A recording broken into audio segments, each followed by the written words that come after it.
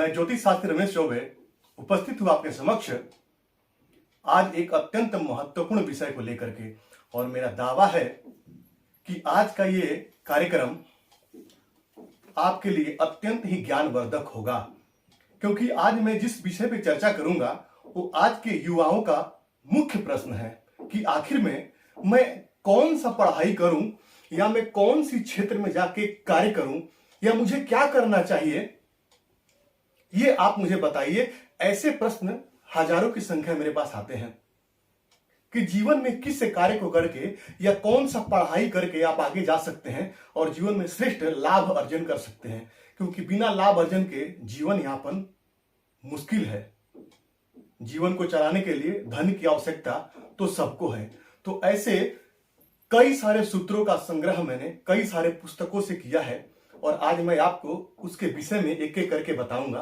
पहले तो मैं बिना बोर्ड के ही बताने वाला था, फिर मुझे ऐसा लगा कि बहुत से ऐसे लोग हैं जिनको समझ में नहीं आएगा ये विषय, तो इसलिए मैं इसको बोर्ड पे बताऊंगा। मैंने उसका एक नोट बना रखा है और उसमें देख देख के मैं पहले आपको बताऊंगा और फिर यहां समझाऊंगा। समझिएगा, बड़ा श्रेष्ठ विषय है। और एक और बात कहूंगा कि जिसके भी कुंडली में ये योग है और उनके साथ यदि ऐसी घटनाएं घटी हैं तो कृपया कमेंट के माध्यम से मुझे जरूर बताइएगा। और एक बात कहूंगा कि यदि अभी तक आपने मेरे चैनल को सब्सक्राइब नहीं किया है तो प्लीज मेरे चैनल को सब्सक्राइब कीजिए, लाइक कीजिए, बेल आइकन को ऑन कर दीजिए ताकि जब भी मैं कोई नया वीडियो डालूं नोटिफिकेशन आपको तुरंत मिले। तो आइए चलते हैं अपने मुख्य विषय की तरफ।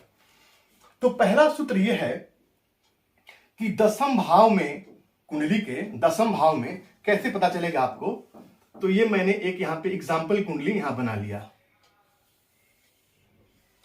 और यहीं से मैं आपको इसी एग्जाम्पल कुंडली के माध्यम से एक एक करके और समझाने की कोशिश करूंगा।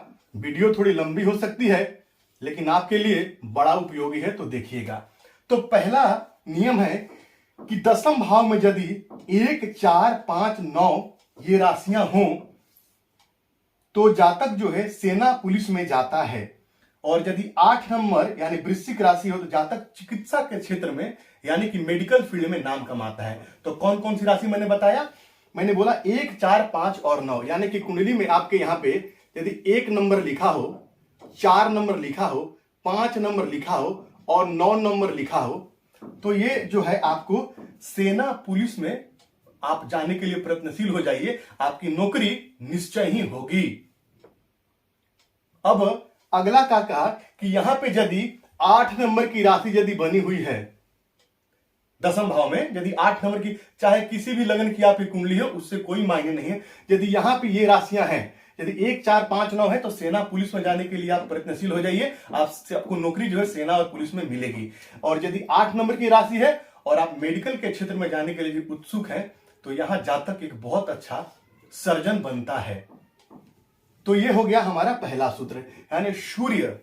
मैंने बोला सूर्य यदि यहां पे 1, 4, 5, 9 में है तो सेना पुलिस में, और सूर्य यदि कुंडली के दसम भाव में वृश्चिक राशि में बैठे हैं जो चिकित्सा के क्षेत्र में, सर्जरी के क्षेत्र में आपके लिए सबसे बढ़िया अवसर रहेगा।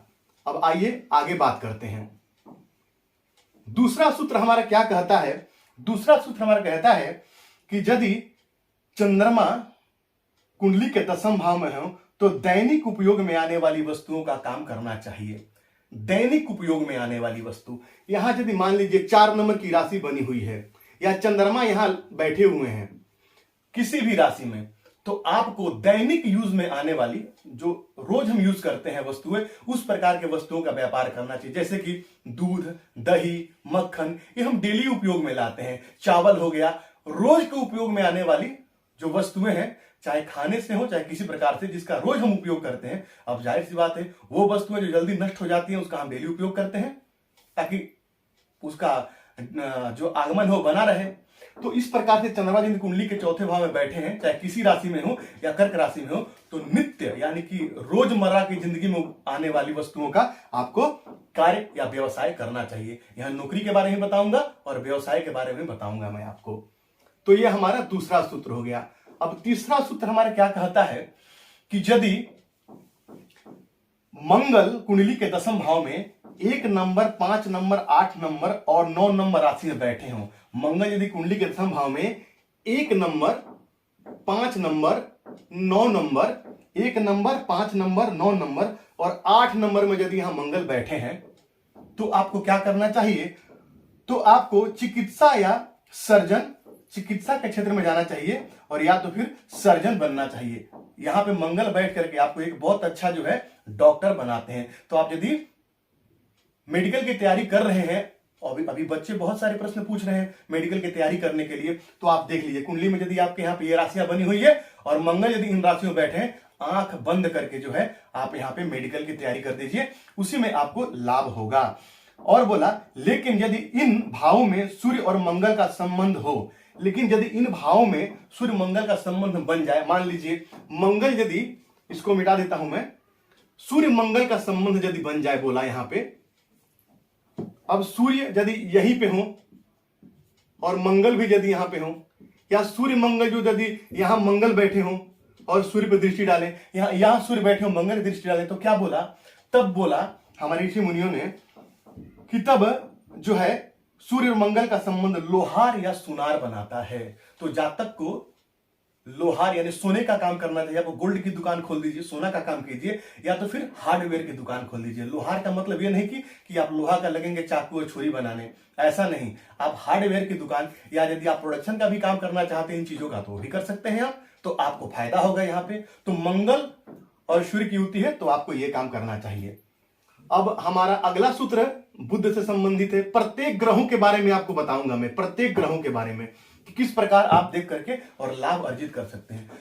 अगला सूत्र है कि दशम का बुध सिंह या कन्या राशि में हो। दशम का बुध जो है वो सिंह या कन्या राशि में हो। यदि यहां पे 5 नंबर हो और 6 नंबर हो और यहां पे यदि बुध हो, दशम का बुध कन्या या सिंह राशि में हो और गुरु से दृष्ट हो, तो शिक्षा के क्षेत्र में प्रोफेसर, लेक्चरर, इस क्षेत्र में आपको जाना चाहिए, टीचिंग लाइन में आपको जाना चाहिए। तो कैसे बुध है?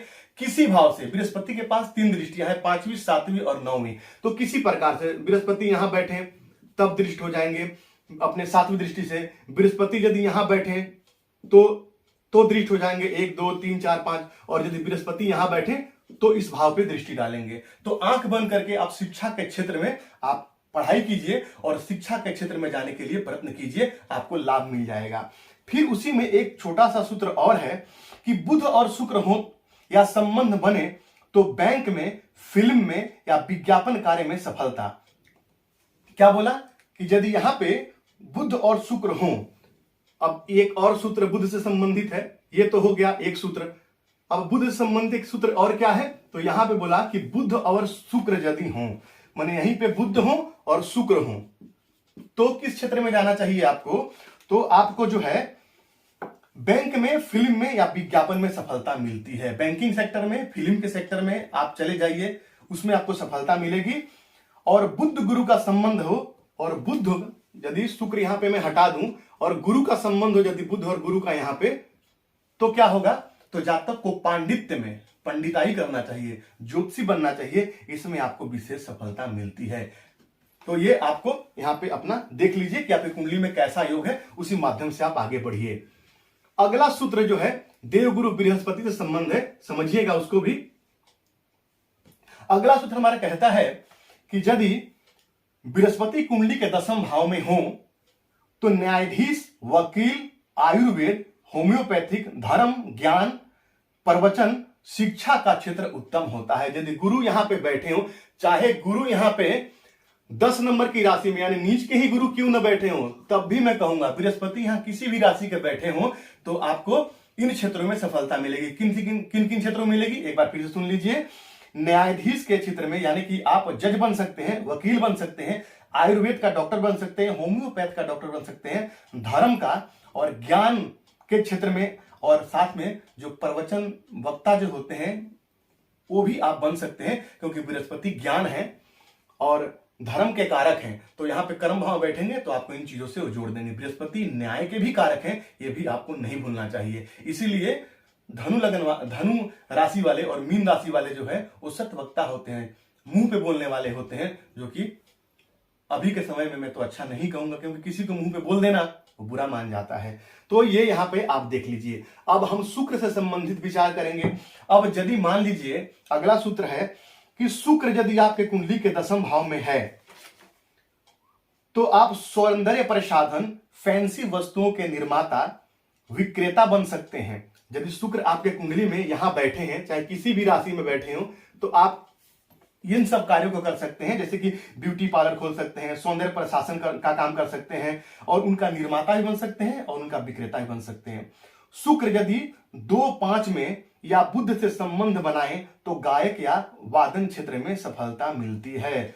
क्या बोला? शुक्र यदि दूसरे और 5वें में, शुक्र यदि आपके कुंडली में यहां हो और यहां हो, और ये यदि बुध से संबंध यदि बनाते हैं, चाहे बुध की दृष्टि पड़ जाए, बुध यहां बैठेंगे तब दृष्टि पड़ेगी, और बुध यदि कुंडली के यहां बैठेंगे तब दृष्टि पड़ेगी, तो जातक को गायन और वादन में विशेष सफलता मिलती है। ऐसा क्यों होता है? क्योंकि कालपुरुष के कुंडली में द्वितीय भाव में जो है वो वाणी का विचार करते हैं, और वहां के जो वाणी के कारक बुध होते हैं, और उस भाव में कालपुरुष की कुंडली में शुक्र की राशि आती है, वृषभ राशि। तो इसीलिए बुध और शुक्र की युति जातकों को यहाँ गायन और वादन के क्षेत्र में, यानी कि म्यूजिकल, आप यदि बनना चाहते हैं म्यूजिशियन या यदि गायक बनना चाहते हैं, तो ये योग बहुत श्रेष्ठ है। आप उसके लिए प्रयत्नशील हो सकते हैं, आपको सफलता यहां मिल जाएगी। आगे की बात करते हैं शनिदेव की। तो हमारा अगला सूत्र क्या है कि शनि और मंगल यानी कि शनि और मंगल प्लस मंगल यदि आप कुंडली में यहां बैठे हैं, तो आपको इलेक्ट्रॉनिक इंजीनियरिंग की पढ़ाई करनी चाहिए। उसी क्षेत्र में आपको सफलता मिलेगी। आप एक बहुत अच्छे इलेक्ट्रॉनिक इंजीनियर बन सकते हैं। ठीक। और अगला सूत्र क्या कहा हमारा? अगला सूत्र हमारा कह रहा है कि शनि और बुध मैकेनिकल इंजीनियर बनाते हैं। शनि के साथ यदि यहां बुध बैठे हैं तो आपको इंजीनियरिंग की पढ़ाई करनी चाहिए। लेकिन कैसे? तो मैकेनिकल इंजीनियर की। मंगल बैठे तो इलेक्ट्रॉनिक और बुध बैठे तो मैकेनिकल इंजीनियर की पढ़ाई आपको करनी चाहिए। आपको विशेष सफलता मिलेगी यहां पे, क्योंकि 10वें भाव से हम अपना कर्म का विचार करते हैं। अगला सूत्र ले लेते हैं कि शनि और राहु यदि बैठे यहां पे, शनि के साथ यदि यहां राहु यदि बैठे, तो सबसे पहले तो जातक राजनीतिक क्षेत्र में एक बहुत अच्छा राजनेता बन सकता है, नेता बन सकता है। और यहां बैठे जो शनि है वो रेगजीन का, चमड़ा का काम, रबर का काम, ये तीनों आपके लिए श्रेष्ठ होगा। आप चमड़ा का काम कर लीजिए, चमड़ा का जैसे कि जूते का शोरूम खोल लीजिए, रेगजीन का काम कर लीजिए, जो रेगजीन चढ़ाया जाता है उसका काम करिए, रबर का काम कर लीजिए, टायर की दुकान खोल लीजिए, उसमें आपको लाभ होगा। इन कार्यों को करके आप सफलता प्राप्त कर सकते हैं। मैं फिर से अनुरोध करूंगा आपसे कि जिसके कुंडली में भी ऐसे योग बन रहा है, यदि किसी कुंडली में, तो कमेंट के माध्यम से बनाए। यदि इस प्रकार का व्यापार करते हैं या इस प्रकार का पढ़ाई करके उन्होंने यदि सफलता प्राप्त किया है। तो बात करते हैं राहु देव की। तो तीसरे भाव का राहु, यहां पे यदि राहु यदि 3 नंबर की राशि में यदि यहां राहु यदि हूं आपके कुंडली में, तो क्या कहा कि तीसरे भाव का राहु जो है वो राजनीति में, सेना में, पुलिस में, रेलवे में सर्जन बनाता है। आर्ट एंड क्राफ्ट की दुनिया में आपको नाम और मान दिलाता है, और साथ ही साथ बहुत बढ़िया भूगर्भ वैज्ञानिक बनाता है। फिर से सुनिए, राहु यदि आप कुंडली में 3 नंबर राशि में यदि यहां बैठे हैं, मैंने एक कुंडली में देखा भी था, तो ऐसा जातक जो है राजनीति के क्षेत्र में, सेना में जा सकता है, पुलिस में जा सकता है, रेलवे में जा सकता है, सर्जन बन सकता है, आर्ट एंड क्राफ्ट की दुनिया में जा सकता है, और भूगर्भ वैज्ञानिक भी बन सकता है। वो भी बहुत श्रेष्ठ वहां पे सफलता इन कार्यों को करके वो प्राप्त करेगा। बात करते हैं केतु देव का। तो यदि केतु देव आपकी कुंडली के यहां 10वें भाव में बैठे हैं, तो आपको क्या करना चाहिए? तो आपको किसी भी प्रकार का व्यापार करना चाहिए। फिर आपको यह नौकरी नहीं करना चाहिए। आपको व्यापार से ही श्रेष्ठ सफलता मिलेगी, क्योंकि जब आप यहां पे नौकरी करेंगे तो आप उस नौकरी से संतुष्ट नहीं होंगे। लेकिन यदि आप व्यापार करेंगे, एक बार कुंडली दिखा लीजिए अपनी कि कौन सा व्यापार आपके कुंडली में यदि अच्छा है, तो आप व्यापार कीजिए, चाहे कोई भी व्यापार हो, तो आपको उस व्यापार में सफलता यहां पे बहुत अच्छे से मिल जाएगी। तो एक छोटा सा मैंने आपको बताया कि इस प्रकार के योग बने तो यह कार्य आप कर सकते हैं। इसके अलावा भी मैं आप बहुत सारे योग आपको बताऊंगा कि किस कार्य को करके आप श्रेष्ठ सफलता प्राप्त कर सकते हैं। तो यकीन है आज का कार्यक्रम आपको पसंद आया होगा। तो आपका दिन मंगल हो, इसी मंगल कामना के साथ आज के लिए इतना ही। नमस्कार।